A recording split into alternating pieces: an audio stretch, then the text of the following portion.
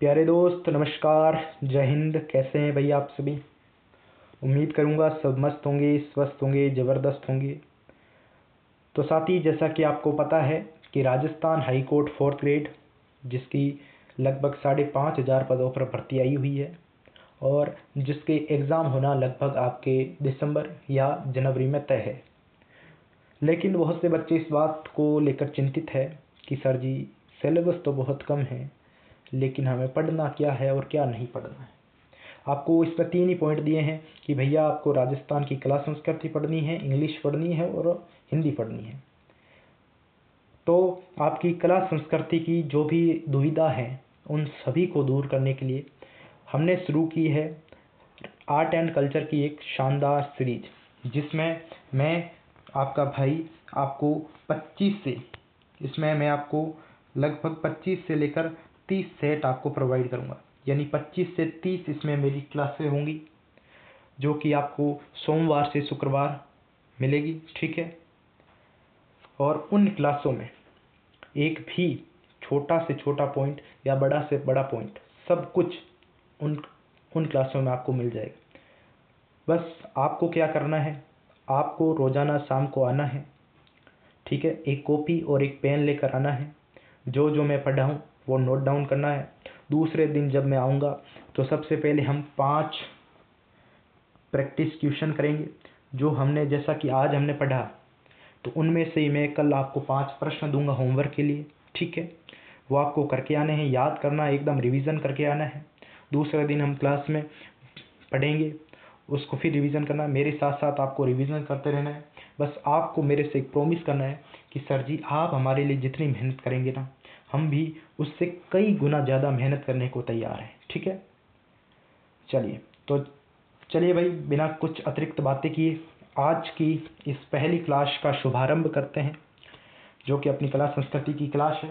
आज लगभग क्वेश्चन की संख्या थोड़ी कम ही रखी है मैंने, ठीक है। लेकिन कल से आपको लगभग इसमें 25 प्रश्न देखने को मिलेंगे रोजाना। रोजाना हम कला संस्कृति के 25 प्रश्न करेंगे, एकदम शानदार तरीके से व्याख्या सहित करेंगे। कुछ भी अलग से पढ़ने की आवश्यकता नहीं रहेगी। जिन बच्चों को लगता है ना कि सर जी, हमने वो 53,000 वाली 4th ग्रेड में फॉर्म भरा था, लेकिन हमारी कुछ गलतियों की वजह से हम पीछे छूट रहे हैं, उन बच्चों को अब घबराने की बिल्कुल आवश्यकता नहीं है। आपका भाई आपके साथ खड़ा है, खड़ा रहेगा, ठीक है। तो चलिए भाई, क्लास की शुरुआत करते हैं। ये देखिए आपके सामने आपका पहला प्रश्न जो कि है कि गणगौर घूमर नृत्य अकादमी की स्थापना कब की गई थी। आप बताओ। बहुत सारे बच्चों ने पहले पढ़ रखा है, मुझे पता है, बहुत ही अपने इंटेलिजेंट बच्चे हैं। सबका आंसर आ रहा है कि सर जी 1986, 1986, 1986। और जिसका 1986 है, बिल्कुल अपने लिए एक बार ताली बजा दो, एक बार शाबाशी दे दो कि सर का पहला ही प्रश्न हमने तो सही करके दिखा दिया। 1986 भैया। घूमर नृत्य अकादमी जिसकी स्थापना किसने की थी कि सर जी, गोवर्धन। कौन थी? गोवर्धन कुमारी थी। कौन थी? गोवर्धन कुमारी। कहाँ की थी ये गोवर्धन कुमारी? कि सर जी किशनगढ़ की थी। कहाँ की थी? किशनगढ़ की गोवर्धन कुमारी, जिसने कहाँ पर स्थापना की थी कि सर जी, इसने स्थापना की थी 1986। गोवर्धन कुमारी मुंबई में इसने स्थापना की थी। ये खुद कहाँ की थी? किशनगढ़ की थी। बात आई समझ में? चलिए, अब हम पढ़ते हैं भैया घूमर नृत्य को। घूमर नृत्य, इससे पहला देखो, सबसे आसान आसान सवाल तो सब हर कोई कर लेता है कि ये एक राजस्थान का राज्य नृत्य है, लेकिन आपको पता होनी चाहिए इसे नृत्यों का सिर मोर कहते हैं। नृत्यों का सिर मोर कहते हैं, सिर मोर कहते हैं। इसको नृत्यों की आत्मा कहते हैं। अब ऐसा प्रश्न आएगा, पहली बात तो ऐसा प्रश्न अब आना बंद हो गया है। बात ये, अब आपसे प्रश्न क्या पूछेगा आपको पता है? अब वो एग्जामिनर बड़ा होशियार हो गया है कि सब बच्चे आंसर कर रहे हैं सही सही। अब वो घुमाएगा प्रश्न। अब वो अगर प्रश्न घुमाएगा घूमर नृत्य से, तो वो ऐसे घुमाएगा कि बताओ घूमर नृत्य में वाद्य यंत्र बताओ मुझे तो घूमर नृत्य में वाद्य यंत्र पूछ लेगा आपसे, तो वो वाद्य यंत्र पूछेगा। लेकिन वो कहते हैं ना, हमारी छोरियाँ भी के छोरों से कम है, तो हमारे छोरे और छोरियाँ किसी से कम नहीं है। हमारे छोरे और छोरियाँ दोनों क्या ठोक के आएंगे? वो ठोकेंगे ढोलक। ढोलक नगाड़ा, ढोल नगाड़ा। हमारा बच्चा करेगा मंजीरा। हमारा बच्चा एक और कर देगा शहनाई। ये चारों के चारों बच्चा याद रख के जाना है, क्योंकि अब वो प्रश्न वाला जमाना गया कि बताओ नृत्यों की आत्मा किसे कहते हैं, वो वाले गए बच्चा, है ना। चलो अब क्या याद रखना है, ढोलक, शहनाई, नगाड़ा, मंजीरा, ठीक है। चलिए अब अगर मैं पूछ लूँ, घूमर की बात होगी, अगर मैं कहूँ कि भैया ढोल नृत्य बताओ, मुझे तो ढोल नृत्य के बारे में बताओ कि सर जी ढोल नृत्य अपने जालोर में है, और सर जी इसे तो जय नारायण व्यास ने संरक्षित किया था। पता है क्या सबको? सबको पता है सर जी, अपने बच्चे होशियार हैं। अब वहीं पर एग्जामिनर आपको पूछ ले, बताओ अग्नि नृत्य कहाँ का है? अग्नि नृत्य कहाँ का है? कौन कौन बताएगा मुझे कि सर जी अग्नि नृत्य आपका कत्रिया सर का है। अब भैया कत्रिया सर कहाँ पड़ता है? कत्रिया सर बीकानेर में पड़ता है। सर जी कत्रिया सर में तो आपको पता है जिसनाती संप्रदाय की पीठ है, यानी जसनाती संप्रदाय का मंदिर है वहाँ पर, जसनाथ जी का। हाँ, और जसनाती जो संप्रदाय के लोग होते हैं ना, वही अग्नि नृत्य करते हैं। और वो अग्नि नृत्य करते करते क्या कहते हैं कि सर जी वो तो फतेह फतेह कहते हैं। पूछ ले फतेह फतेह किस नृत्य में कहते हैं? हमें पता है सर जी, हमने आपसे पढ़ा है, हम गलत थोड़ी करके आएंगे। फतेह फतेह अग्नि नृत्य को कहते हैं, अग्नि नृत्य में करते हैं लोग। जब वो धधकते अंगारों पर कूदते हैं ना, तो फतेह फतेह फतेह ऐसे करते हैं ना। ठीक है, बात आई समझ में? ठीक है, चलिए अगले प्रश्न की तरफ बढ़ूं मैं। चल आ जाओ। किस शासक ने जयपुर में पोती खान, देखो अपना ये जो है ना वीडियो बनाई, यहाँ पर पोती खाने नहीं है ना, पोती खाने नहीं है, पोती खाना है, पोथी खाना, पोती खाना। बताओ भैया पोती खाना का निर्माण किसने करवाया? वो भी जयपुर में। तो पहली बात तो कहाँ पोती खाना कहाँ पर है? जयपुर में है। निर्माण किसने करवाया था? सवाई मानसिंह सेकंड ने करवाया था। किसने? सवाई मानसिंह। लेकिन आपको वो अगर पूछ ले कि बताओ गुणीजन खाना, गुणीजन खाना ये बताओ, तो सर जी गुणीजन खाना तो वही था ना जब सवाई प्रताप सिंह ने अपने 22 विद्वानों के लिए बनाया था। हाँ वही। इसका मतलब सर जी अपना तो ये भी सही हो गया। क्या बात है बच्चा, क्या बात है। अब एक गुणीजन खाना हो गया, पोती खाना हो गया। वो आपसे पूछ सकता है क्या? वो आपसे क्या पूछेगा? वो आपसे पूछ लेगा सूरत खाना। वो आपसे क्या पूछेगा? वो आपसे सीधा पूछेगा कि भैया ये बच्चे हैं ना जो राजपथ वाले, वो तो गुणीजन खाना पढ़ के आगे, पोथी खाना पढ़ के आगे। हाँ, सूरत खाना नहीं पढ़ा होगा, उनको क्या पता। हम तो पहली क्लास में सब करके जाएंगे, हम तो पहली क्लास में ही रटे लेंगे कि भैया जो सूरत खाना है ना, किसी को बताना मत, सूरत खाना सवाई जय सिंह ने बनवाया था। सूरत खाना सवाई जय सिंह ने। ठीक है, पढ़ लो आप, बस पढ़ लो। ठीक है, आ जाओ। अब अगली बात क्या है भाई कि पाबूजीरी बात की रचना, पाबूजीरी बात, अरे भाई ऐसे लिखते हैं, है ना। चलो पाबूजीरी बात, ये एक क्या है? रचना है। ये रचना किसकी है ये बताना है आपको। आसिया मोड़ जी, आसिया मोड़ जी की नहीं है। जिसने आसिया मोड़ जी की, अब की बार गलत हो गया बच्चा। आसिया मोड़ जी की तो है पाबू प्रकाश। क्या है? पाबू प्रकाश। पाबू प्रकाश किसकी है? आसिया मोड़ जी की है। बांकीदास जी की अपनी पाबू जी के गीत। क्या लिखेंगे यहाँ पर लिख देंगे पाबू जी के गीत। पाबू जी के गीत किसके हैं? बांकीदास जी के हैं। अब लक्ष्मी कुमारी चुंडावत, जिसका आंसर लक्ष्मी कुमारी चुंडावत आया, वो क्या करेंगे? वो अपने लिए ताली बजाएंगे, अपने खुद को ही शाबाशी दो। तो लक्ष्मी कुमारी चुंडावत की क्या है? पाबूजीरी बात। ठीक है। अब एक यहाँ पर लगराज जी महाराज आ रहे हैं, लगराज जी। तो लगराज जी का क्या था?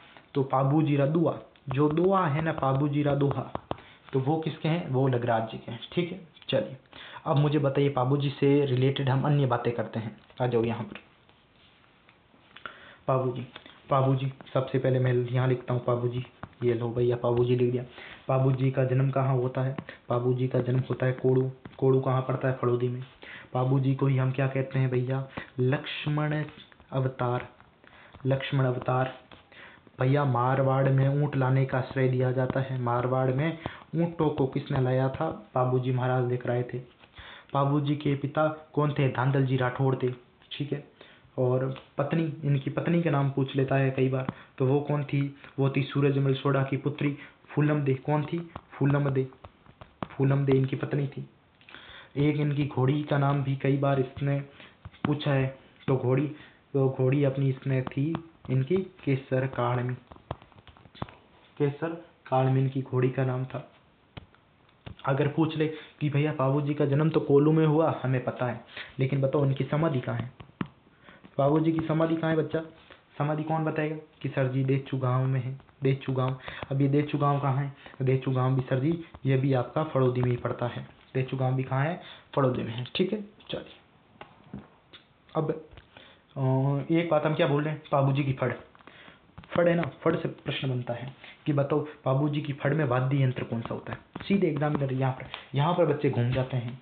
यहाँ पर घूम के, लेकिन बच्चे तो हमसे बड़े हैं, तो घूमेंगे नहीं? घूमेंगे तो वो घूमने हम देंगे ही नहीं ना। रावण हत्ता। फड़ कौन से वाद्य यंत्र से? रावण हत्ता से। मेला कब भरता है? चैत्र अमावस्या को। बाबूजी का मेला, ये भी याद रख के जाओ। चलो, चैत्र अमावस्या को मेला भरता है। ठीक है, चलिए। बात होगी क्या कुछ छूटा बाबूजी से? छूटेगा, अगली क्लास में देख लेंगे। ऐसा नहीं लोड देना कि भैया देखो, कभी भी एक क्लास से आप परफेक्ट नहीं बन सकते। अगर आप सोचते हैं कि भैया लास्ट टाइम में मैं तो एकदम वो मैराथन देखूंगा, ठीक है, 1 घंटे में पूरी कला संस्कृति खल्लास, वो वाली आप भूल जाओ, वो हम नहीं करेंगे। ठीक है, चलिए। हाँ, वो अगर आपने सब कुछ पढ़ रखा है, अगर आपका एक रिवीजन चाहिए कि सर जी हमें तो बस रिवीजन करना है, तो उस समय हाँ वो मैराथन ठीक है, आपके लिए एक रिवीजन हो जाता है। लेकिन बाकी अगर आपने पूरे साल कुछ नहीं पढ़ा और लास्ट में आप सोच रहे हो कि हम तो एक क्लास से सफल हो जाएंगे, तो बिल्कुल बच्चा ये आपकी गलत सोच है, आप ऐसे नहीं हो सकते। ठीक है, चलिए आ जाइए। राजस्थान में गौड़ीय संप्रदाय की प्रमुख पीठ कहाँ पर है? गौड़ीय संप्रदाय, पहले बताओ गौड़ीय संप्रदाय, इसके जो प्रवर्तक है वो कौन है? तो सर जी प्रवर्तक तो है अपने चैतन्य महाप्रभु, ये तो अपने हैं प्रवर्तक। अब जो इनकी पीठ कहाँ पर है? तो पीठ है इनकी गोविंद देव जी का मंदिर।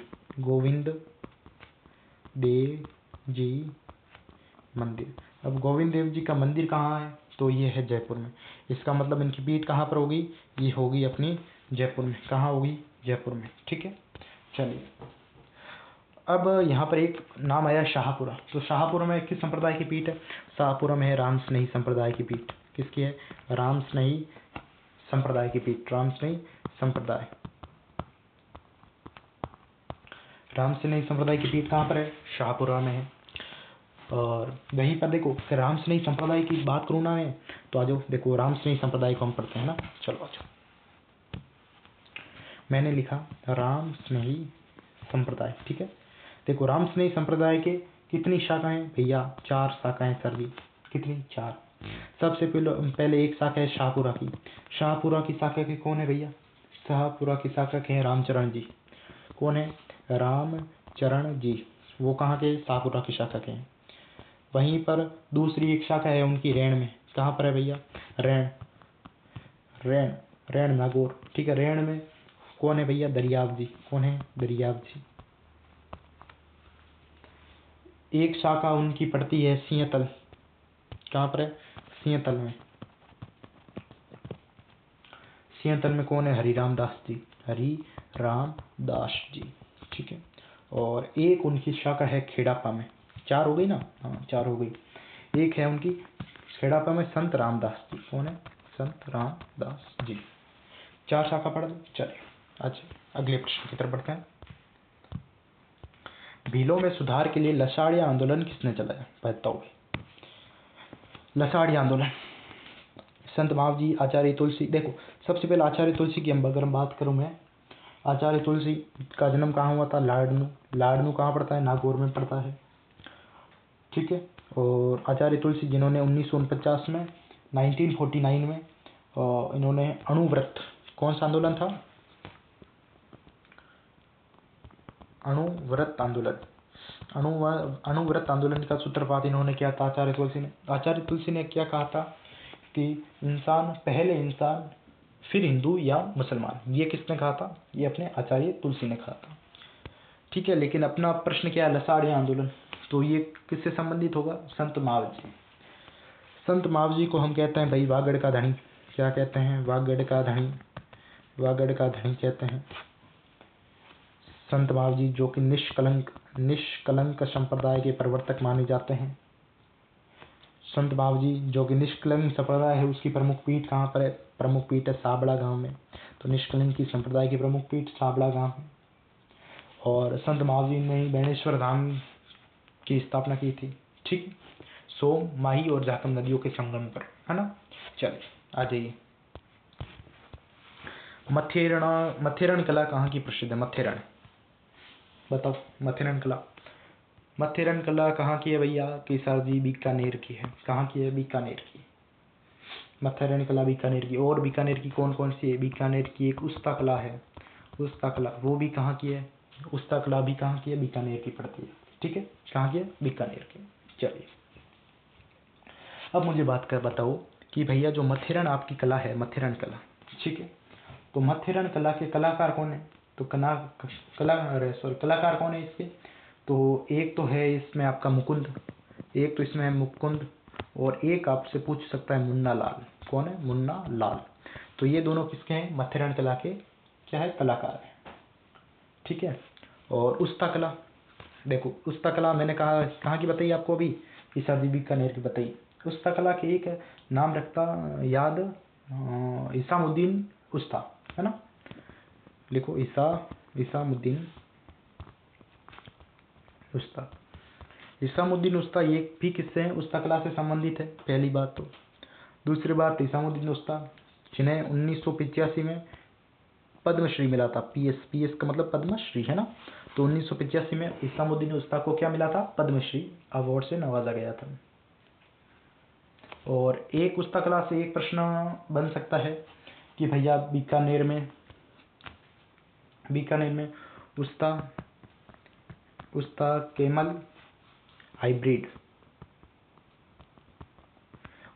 हाइब्रिड की स्थापना किस वर्ष हुई थी? तो ये कब हुई थी? ये हुई थी 1975 में, 1975 में, ठीक है। चलिए आगे बढ़ते हैं। क्या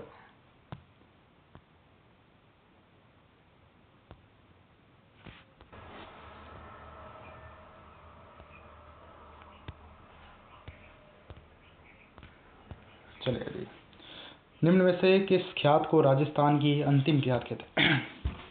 अंतिम ख्यात, मुहूर्णोत्नयनशिरी ख्यात। देखो मुहूर्णोत्नयनशिरी ख्यात तो सबसे प्राचीन है ना। तो सबसे प्राचीन ख्यात अगर पूछ लेना कि बताओ भैया राजस्थान की सबसे प्राचीन, तो सबसे प्राचीन में आप ठोक के आ जाना मुहूर्णोत्नयनशिरी, क्योंकि मुहूर्णोत्नयनशिरी अपने पुराने आदमी, ठीक है, पुराने आदमी की पुरानी ख्याल, है ना। चलो लेकिन यहाँ पूछ रहा अंतिम ख्यात कौन सी है, यानी अंतिम का मतलब क्या हुआ? सबसे नई। अंतिम होगी तो सबसे नई होगी, तो सबसे नई कौन सी? अपनी दयालदास ख्यात, जिसे बीकानेर राठौड़ारी ख्यात भी कहते हैं, ठीक है। अब बीच बीच में ट्रेंड चला था कि पूछ लेता है भैया जो दयालदास है किसके दरबारी थे, वो ऐसी बातें भी नई देखने को मिली। तो दयालदास ये किसके दरबार में थे? तो ये रतन सिंह के दरबार में थे। किसके दरबार में थे? रतन सिंह के दरबार में ये थे, ठीक है। मुझे एक बात बताओ, ये भैया ये जो ख्यात होती है ना, ख्यात, ये ख्यात क्या होती है? ये कौन बताएगा मुझे कि ख्यात क्या होती है? जब तक मैं पानी पी लेता हूँ, सोचिए जब तक।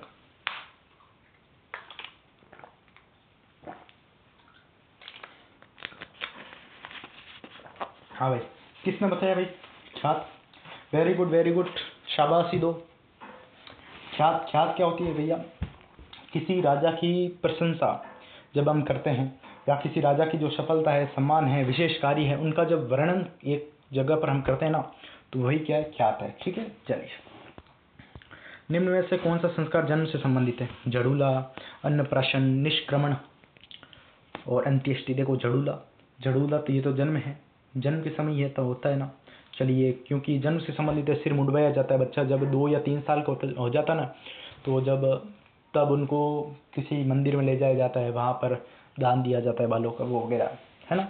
फिर अन्नप्राशन भी जब बच्चा 7वां महीना का हो जाता ना, 7वें महीना, हाँ, यानी जन्म के 7वें महीने, उसके बाद उसको अन्नप्राशन करवाया जाता है, ठीक है। और निष्क्रमण क्या होता है भैया? जो शिशु होता है, नवजात शिशु होता है, उसको सूर्य या चंद्रमा की रोशनी दिखलाई जाती है, वही है निष्क्रमण, और अंत्येष्टि, अंत्येष्टि तो सबको पता है, तो इसका मतलब तो इसका तो ठोक दिया होगा सबने, अंत्येष्टि यानी अंतिम संस्कार की क्रिया, है ना। राजस्थानी चित्रकला का सर्वप्रथम वैज्ञानिक विभाजन किसने किया था? अच्छा प्रश्न है, बताओ भाई। देखो, सबसे पहले राजस्थानी जो चित्रकला है उसका वैज्ञानिक विभाजन किया था 1916 में, वो किया था आनंद कुमार स्वामी ने, ठीक है। इन्होंने अपनी पुस्तक राजपूत पेंटिंग्स में इसका वैज्ञानिक विभाजन किया था। किसमें किया था? राजपूत पेंटिंग्स में, ठीक है, इसमें इन्होंने किया था विभाजन। यहाँ पर एक नाम आया ओसी गांगुली, तो ओसी गांगुली के साथ में एक आप नाम जोड़ो, हेवल। तो उसने राजस्थानी चित्रकला को क्या कहा था? उसने राजस्थानी चित्रकला को नाम दिया था राजपूत चित्रकला। तो प्रश्न आ जाए कि भाई ये राजस्थानी चित्रकला को राजपूत चित्रकला किसने कहा? तो वो कहने वाले कौन थे? ओसी गांगुली और हेवल था। वहीं पर जो W.H. ब्राउन है उसने कहा था राजपूत कला। राजपूत कला किसने कहा था? W.H. ब्राउन ने। और ये H.C. मेहता, ये इन्होंने क्या कहा था? हिंदू शैली। तो राजस्थानी चित्रकला को हिंदू शैली किसने कहा था? वो थे H.C. मेहता थे, ठीक है। चलिए, सारणेश्वर पशु मेला कहाँ आयोजित होता है? सारणेश्वर कहाँ आयोजित होता है भैया? कि सर जी सिरोही में आयोजित होता है, जो कि रेबारी जाति का सबसे बड़ा है। क्या सारणेश्वर पशु मेला रेबारी जाति का सबसे बड़ा पशु मेला है, ठीक है। चलिए, एक आपका नाम आता है खलकानी गर्दभ पशु मेला। खलकानी गर्दभ पशु मेला वो जयपुर में होता है, खलकानी गर्दभ वाला, भावगढ़ बंदिया जयपुर में। और भरतपुर में एक होता है बजरंग पशु मेला, बजरंग पशु मेला भरतपुर में होता है। फिर एक रानीवाड़ा कहाँ पड़ता है भैया? जालोर में। तो रानीवाड़ा सांचौर में ये आपका मेला पड़ता है सेवड़िया पशु मेला, ये आपका रानीवाड़ा इलाके में पड़ता है ना। चलिए, ऊंट महोत्सव किस माह में आयोजित होता है भाई? ऊंट महोत्सव, तो ऊंट महोत्सव आपका, पहले मुझे बताओ कहाँ पड़ता है? ऊंट महोत्सव कहाँ होता है? इसका आयोजित होता है, ये कहाँ होता है? बीकानेर में होता है। ऊंट महोत्सव कहाँ होता है? बीकानेर में होता है। पहली बात, किस माह में? जनवरी में बीकानेर में होता है। बताओ मरु महोत्सव कि भैया सर जी मरु महोत्सव अब जैसलमेर में। मरु महोत्सव तो अपना जैसलमेर में होता है। जैसलमेर में फरवरी में होता है मरु महोत्सव। फिर नाम आता है, देखो एक सेकंड, हाँ, फिर मेवाड़ महोत्सव उदयपुर में कब होता है? मार्च अप्रैल में होता है। फिर मारवाड़, तो मारवाड़ महोत्सव आपका जोधपुर में होता है। कहाँ होता है मारवाड़ महोत्सव? जोधपुर में होता है। फिर आपका थार, ठीक है, थार महोत्सव आपका बाड़मेर में होता है। कहाँ होता है? बाड़मेर में होता है। और कौन सा बच गया? एक नाम आता है मत्स्य महोत्सव, वो आपका मत्स्य महोत्सव भी बाड़मेर में होता है, ठीक है।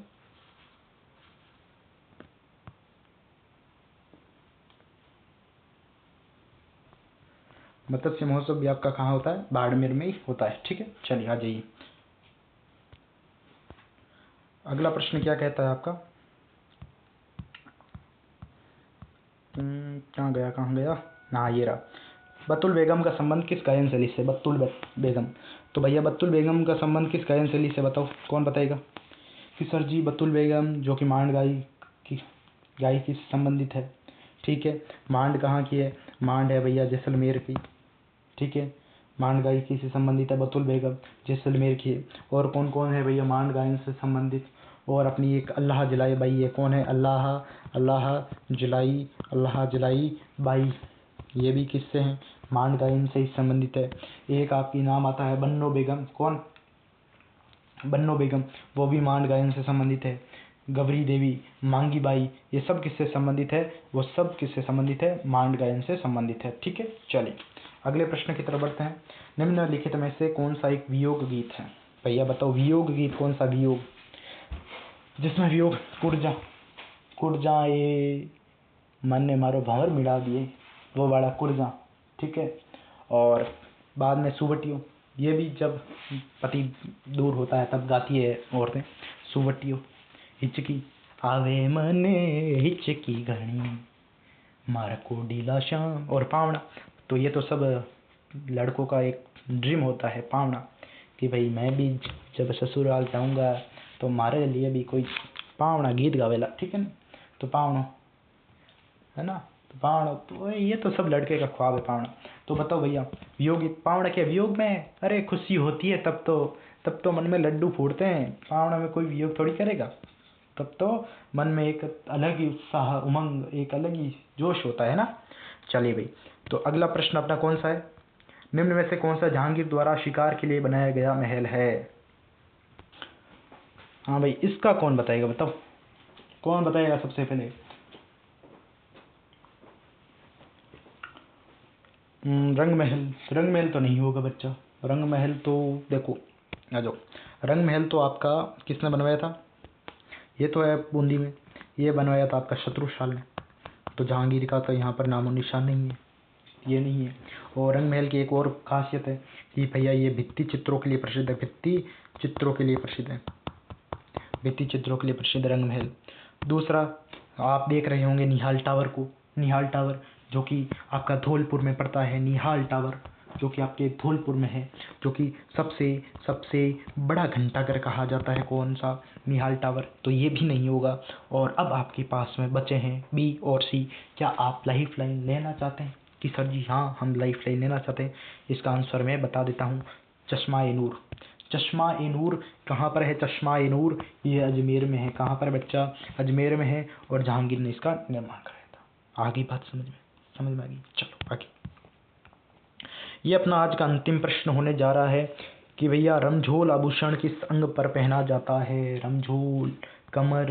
अरे सर जी, कमर में कणदोरो, कमर में कणदोरा, कणकती, कणकती, कणदोरा, तगड़ी, तगड़ी, है ना। ये कमर में हो जाएंगे।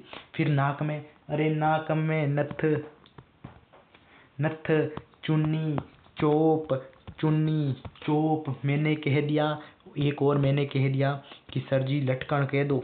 लो भैया लटका दो, लटकन को नाक में लटका दो। मैंने फीणी कह दिया, मैंने फीणी कहा। मैंने कह दिया एक आभूषण बुलाक, जो बहुत बार पूछा जाता है, बुलाक। मैंने कह दिया बेसरी, मैंने कहा बेसरी, ठीक है। ये नाक में। अब आ जाओ कान में। कान में झेला, झेला, टोपस, टोपस, अंगूठिया, झोला, झेला, टोपस, अंगूठिया। और क्या लिखूं मैं? और मैं एक ओखरी लिख देता हूँ, चलो आपकी खुशी के लिए ओखरी लिख दिया। कुंडल लिख दो। पाँव, पाँव में गजरा, ऐसे गाना है ना, पाँव में पायल, पैरों में, बालों में गजरा, ऐसा कुछ गाना याद नहीं है, ठीक है। नेवरी, पाँव में नेवरी मैंने पहना दी। मैंने लंगर पहनाया उसको, मैंने उसको झांझर पहना दिया भैया, झांझर। मैंने एक और छूट गया भैया, कौन सा छूटा रे? पाइजेब। हाँ पाइजेब भी लिख दो ना, ये लो। और तो सर्दी रमजोड़ है ही, ये लो रमजोड़, है ना। रमजोड़ में बच्चे बहुत कंफ्यूज होते हैं कि रमजोड़ कहाँ पे है, ठीक है। आगे बात समझ में। तो भाई आज की क्लास में इतना ही रखते हैं, मिलते हैं नेक्स्ट क्लास में। तब तक के लिए Jai Hind, thank you so much. देखो कितनी अच्छी राइटिंग मेरे ना, सुंदर है ना। क्या बात है, आज मैंने कितनी सुंदर राइटिंग में आपको पढ़ाया। अब देखो भाई, अपन फ़ोन से पढ़ा रहे हैं, है ना, तो कुछ गलती हो तो मुझे माफ़ कीजिएगा। कहीं मैंने भूलवश अगर कुछ भी गलत लिख दिया है। अगर आपकी कुछ भी डाउट हो क्लास से रिलेटेड तो आपको कमेंट बॉक्स में छोड़ देना है, ठीक है। कल की क्लास में आपकी सभी डाउट वापस हम क्लियर कर देंगे। और एक महत्वपूर्ण बात, आप सब रिवीजन करके आएंगे, ठीक है।